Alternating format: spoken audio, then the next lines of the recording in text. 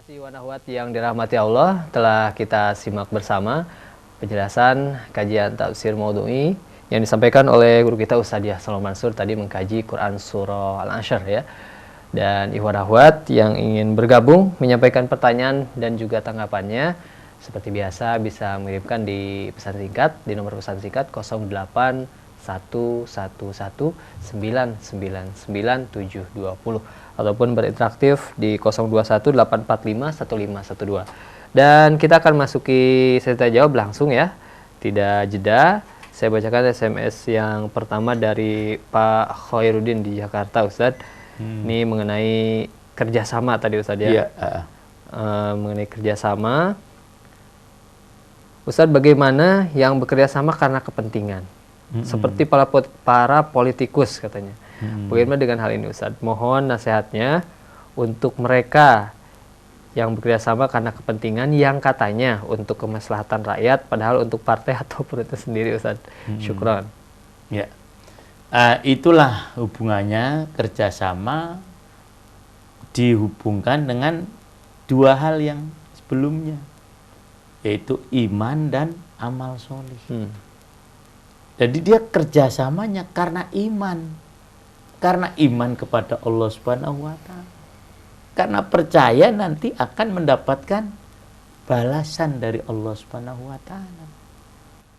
Nah, kalau karena kepentingan biasanya ingin mendapatkan balasan dari manusia.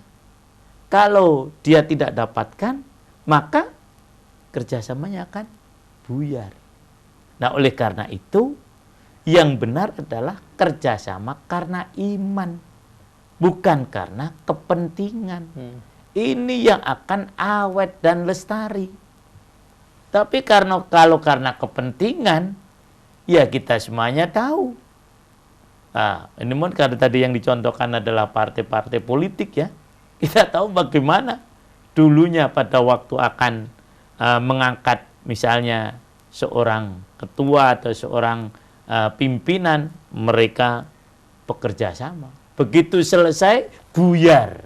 Maka tidak pernah ada kerjasama dalam politik ini yang langgeng dan lestari. Karena apa? Politik itu dasarnya belangen, kepentingan. Asal kepentingan tidak tercapai. Belangen itu kepentingan. Belangen bahasa Belanda itu ya. Itu kepentingan. Kalau enggak ya sudah. Oleh karena itu kerjasama yang disyariatkan adalah kerjasama yang berdasarkan iman, bukan berdasarkan kepentingan. Orang-orang yang demikian ini nanti, yang dalam sebuah hadis riwayat Imam Abu Dawud akan mendapatkan naungan. Mereka itu bukan nabi, bukan rasul, tetapi mereka menjadi seperti rasul dan seperti nabi. Karena apa? Mereka yang bekerja sama semata-mata karena cinta dan kasih sayang. Karena Allah Subhanahu wa Ta'ala, bukan karena kepentingan. Dan kalau kerjasamanya tadi karena Allah, mesti kerjasamanya akan baik, akan solih, pekerjaannya akan baik, tidak akan saling tipu menipu, tidak akan saling menggerogoti satu dengan yang lain, tidak akan saling jatuh menjatuhkan, tidak. Nah, ini kalau kerjasama karena kepentingan, yang mesti yang menang, yang kalah akan menjatuhkan yang menang. Sementara yang menang berusaha akan menginjak yang kalah. Jangan sampai yang kalah ini menang. Jangan sampai kata orang yang sedang kalah, jangan sampai dia menang lagi. Tidak ada amal yang baik di situ. Karena apa? Memang tidak ada iman. Itu kalau bekerja sama karena kepentingan. Nah, oleh karena itu sekali lagi kerjasama yang ditekankan di sini adalah kerjasama berdasarkan iman kepada Allah Subhanahu wa Ta'ala. Dia percaya kalau dia akan mendapatkan balasan dari Allah Subhanahu wa Ta'ala. Walaupun mungkin di hadapan manusia tidak mendapatkan balasan apa-apa, tapi dia yakin dia akan mendapatkan balasan dari Allah Subhanahu wa Ta'ala. Ya, jadi itulah tadi yang dimaksud kerjasama berdasarkan iman dan amal solih sebagai realisasi bagaimana dari Ustaz kalau mengatasnamakan partai Islam. Ah. Karena sistemnya tidak baik, jadi apakah ikut tidak baik juga, Ustaz? Ya, kita Kerjasamanya. berdoa saja mudah-mudahan partai Islam bisa betul-betul melaksanakan syariat Islam. Itu saja ya. Dan saya yakin teman-teman di partai berusaha semacam itu. Kita doakan saja ya itu ini. Nah, sehingga memang betul-betul mereka dapat merealisasikan ajaran Islam. Mudah-mudahan ya itu nih. Nah, jadi asal tadi bukan berdasarkan kepentingan ya, berdasarkan iman dan berdasarkan amal soleh, begitu ya. Baik. Kalau tidak berdasarkan iman dan amal soleh jadinya rugi, Ustaz. Rugi, Iya, jelas. karena tadi rugi. menghindari kerugian tuh dengan iman, amal soleh dan bekerja sama. Iya. Dan juga menghargai waktu yang Ustaz Sulaiman Mansur jelaskan tadi. Selanjutnya Ustaz dari hamba Allah, Ustaz. Assalamualaikum warahmatullahi wabarakatuh. Waalaikumsalam warahmatullahi Tadi wabarakatuh. sedikit juga disinggung ini mengenai manajemen waktu dalam Islam begitu ditekankan, kata Ustaz. Tapi kenapa non-Islam yang menerapkan dan kaum muslimin malah berleha-leha dan menyia-nyiakan waktu? Kadang dengan alasan kita kan sudah muslim katanya. Agama kita paling benar di hadapan Allah. Menjadikan kaum muslimin seperti ternina bobokan dan tidak bekerja keras. Oleh sebab itu yang sukses terutama dalam hal dunia itu yaitu non-Islam, Ustaz. Kenapa ini bisa terjadi? Padahal Nabi dan para sahabat sudah mencontohkan. Mohon penjelasan. Jadi Islam itu adalah pengamalan. Maka kalau definisi yang paling sederhana adalah iman adalah pembenaran dalam hati, pengakuan dengan lisan, realisasi dengan amal. Kalau kurang dari itu ya kurang Islamnya. Seperti tadi, yang penting kan kita sudah Islam. Pengakuannya saja. Kemudian juga ucapannya, tetapi pengamalannya tidak Islam. Pada waktu kita membahas surah Al-Ma'un, kan semacam itu. Nah, Sayyid Qutb dengan pahit, dengan getir, terpaksa harus mengungkapkan ini. Apa memang benar keislaman kita? Karena belum memenuhi apa yang ada di dalam surah Al-Ma'un itu.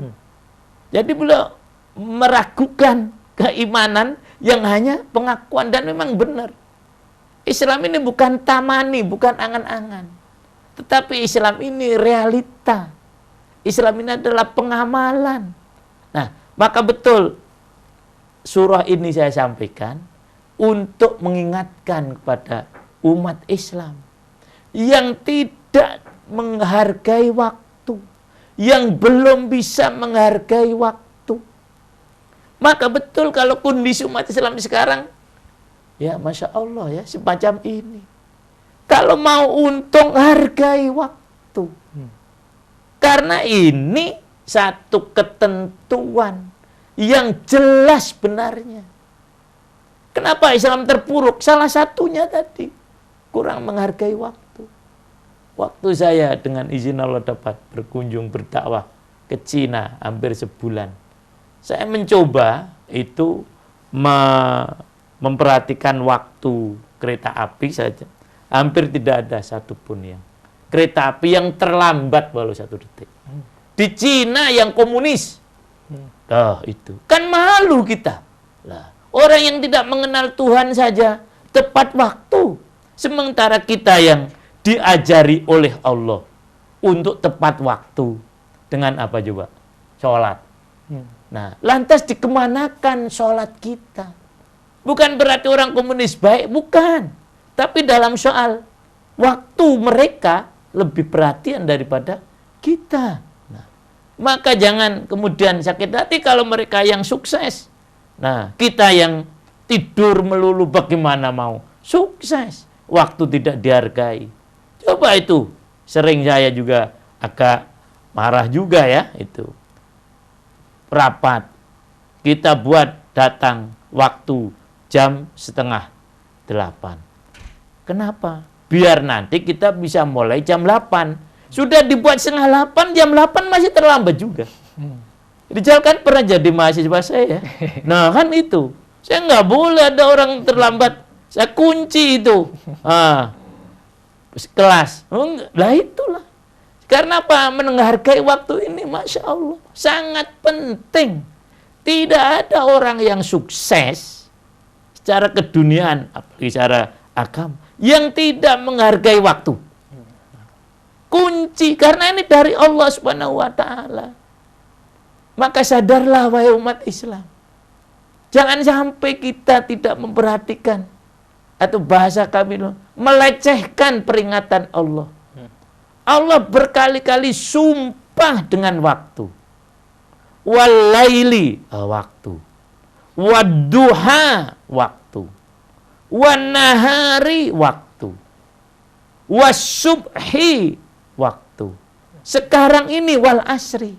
Kapan kita akan memperhatikan peringatan Allah ini, wahai umat Islam? Kapan?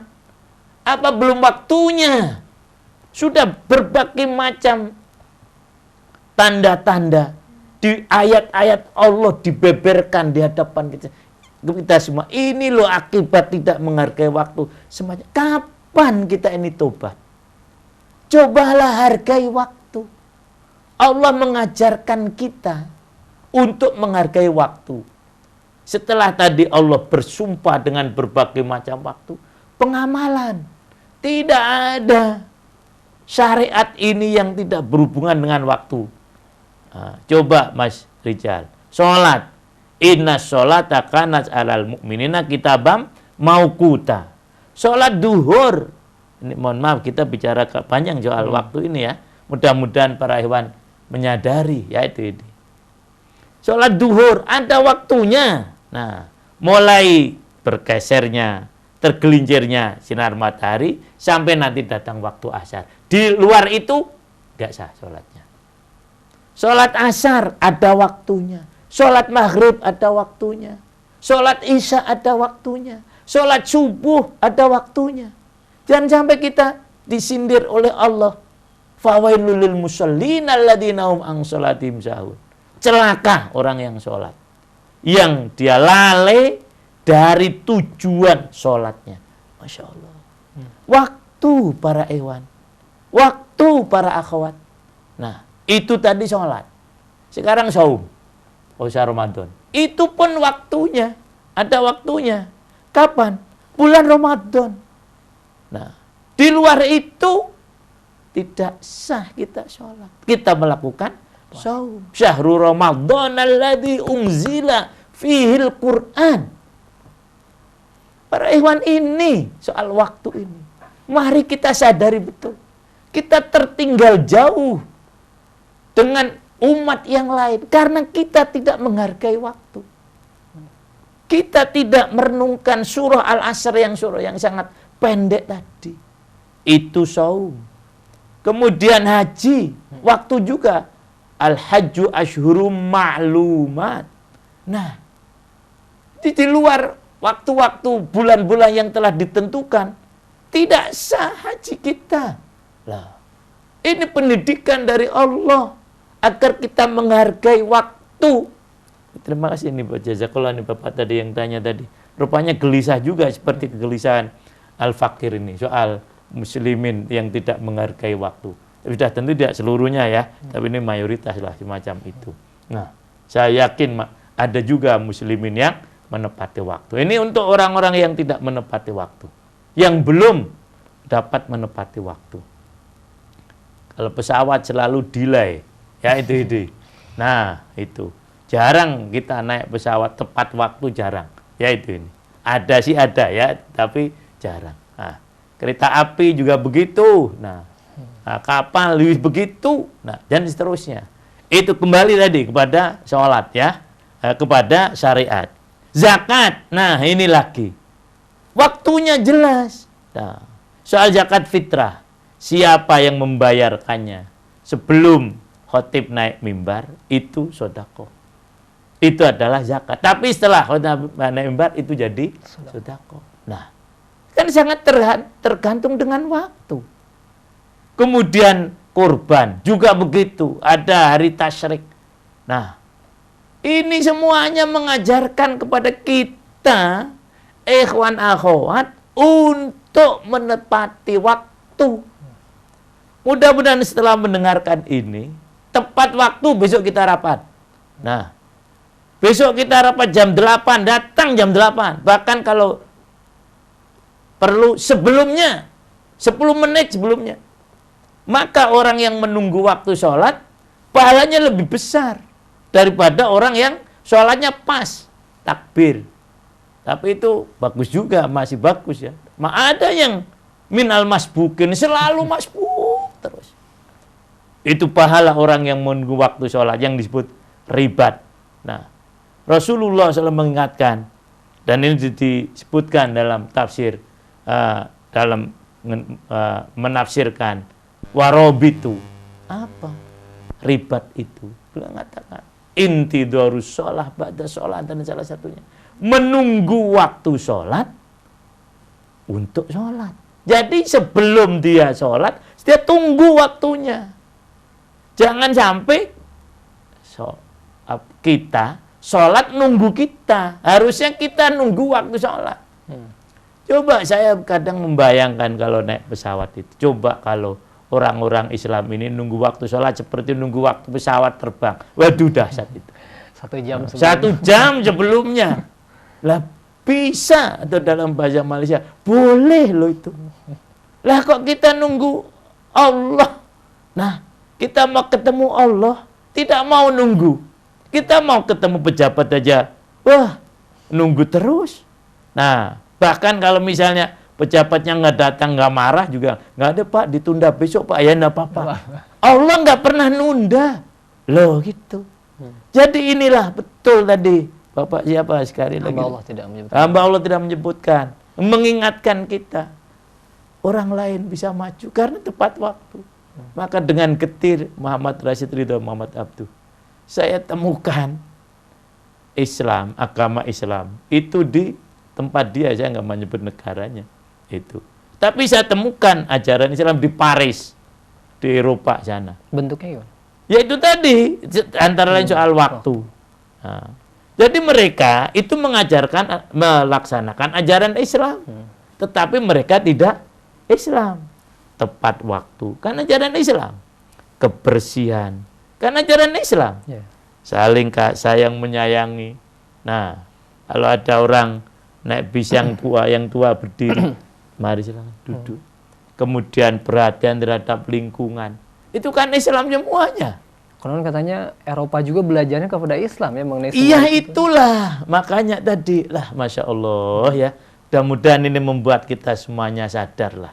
Mereka maju karena Islam. Nah, Islam, muslimin mundur karena meninggalkan Islam. Kalau dalam filsafat Islam, mereka orang-orang Barat itu mengambil nilai-nilai Islam minus imannya. Itu saja. Jadi nilai-nilai Islam diambil tapi percaya pada Allah Subhanahu wa taala. Karena semua yang baik-baik itu ajaran Islam. Tapi mereka tidak mau percaya kepada Allah. Nah, jadi inilah yang menyebabkan mereka maju, betul kata Bapak tadi, hamba Allah tadi. Dan kita mundur, kita nggak menghargai waktu. Pantas. Nah, karena tidak memperhatikan. Ini kan surah yang sangat pendek. Semua tadi saya katakan hampir hafal. Nah, wal asri, demi waktu. Nah, bahkan seorang penyair besar, Muhammad Iqbal, pernah buat puisi tentang waktu begini. Umur bukan hitungan tahun. Hidup bukan bilangan masa. Sehari hidup singa di rimba, 1000 tahun hitungan domba. Nah, artinya soal waktu adalah bagaimana kita menggunakan dengan sebaik-baiknya. Nah, jadi inilah mudah-mudahan dengan wal asri ini kita sadar. Sekali lagi, besok yang mau rapat tepat waktu. Penalti kartu kredit. Nah, penalti waktu sholat. Jelas pahalanya beda antara sholat yang tepat waktu dengan sholat yang tidak tepat waktu. Maka kan Rasulnya mengatakan afdolul a'mal as-sholatu ala waktiha. Wa fi riwayat akhar as-sholat fi awali waktiha. Bukan berarti tapi awali waktiha. Jelas Pak, tidak sama. Sholat di tepat pada waktunya dengan sholat di luar waktu. Sholat di awal waktu beda dengan sholat di tengah waktu atau di akhir waktu. Mudah-mudahan lebih memantapkan kita semuanya mengamalkan surah Al-Asr ini. Maju muslimin Indonesia, khususnya muslimin dunia pada umumnya. Ini cuma hanya dengan surah Al-Asri lah. Maka sering saya katakan, kemajuan yang tanpa biaya, adalah tepat waktu. Kalau ingin maju tanpa biaya, tepat waktu.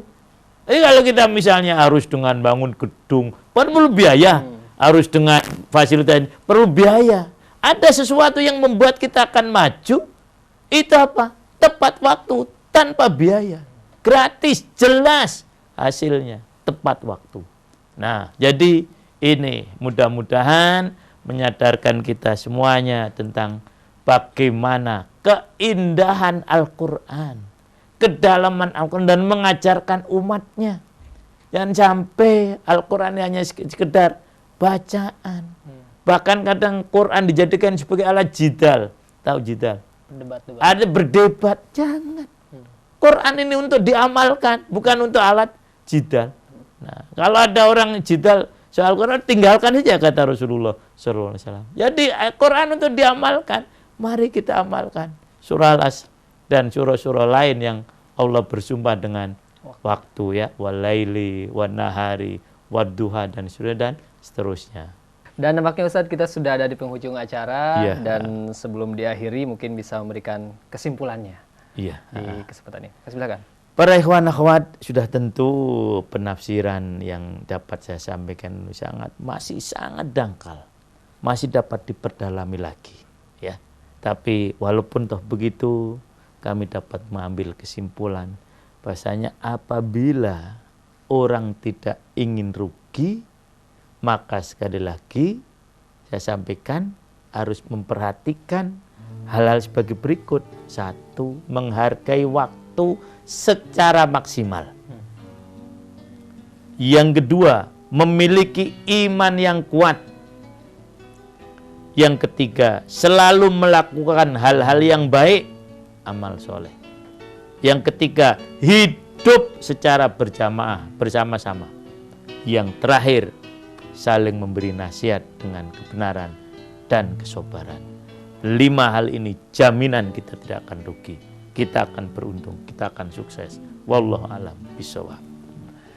Baik, ya demikianlah ikhwan akhwat tausiah sore untuk kesempatan sore hari ini, dan kami ucapkan terima kasih dan jazakallahu khairan kepada Ustaz Diah Shalom Mansur atas kajiannya. Dan ikhwan akhwat, semoga ikhwan akhwat semua dimanapun Anda berada dapat memetik pelajaran dan hikmah dari kajian yang disampaikan oleh Ustaz Diah Shalom Mansur. Mari kita doakan Ustaz Diah Shalom Mansur dan keluarga senantiasa diberikan kesehatan oleh Allah Subhanahu wa taala, sehingga nanti bisa berbagi ilmu kembali untuk kita semua. Dan kami mohon maaf jika ada SMS yang belum sempat kita bacakan karena keterbatasan waktu. Akhirnya saya Rizal Alhaq ditemani para pejuang dakwah kita di kesempatan sore hari ini.